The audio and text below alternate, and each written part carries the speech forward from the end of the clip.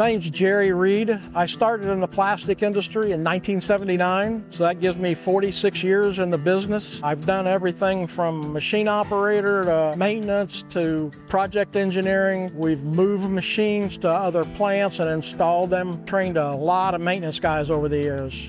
I'm Edgar Gonzalez. I bring 20 years of experience on the automation and controls, especially in the bottling industry. I manage a team of 12 engineers. We work with PFDs, motors, HMIs, electrical components, sensors. We convert all those signals from the production floor into a SCADA system that you can see.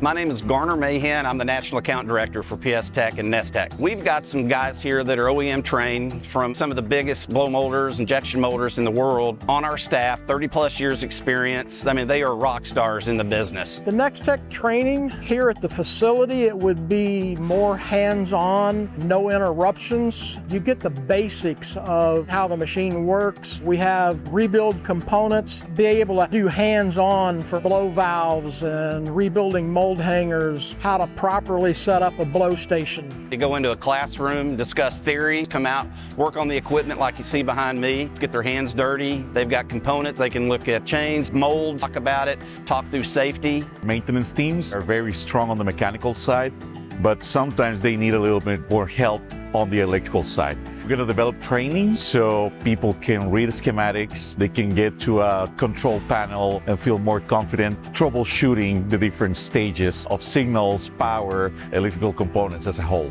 After the class, they'll be able to troubleshoot, they'll be able to head problems off, they'll be able to improve their quality. It's going to be a good thing for our customers. And I'd like to point out, this is customer driven. Ownership did this because customers asked him to. Hey, and I very much look forward to seeing you here. I'm also in Fort Worth, where the training facility is. I'll give you a tour anytime you want it.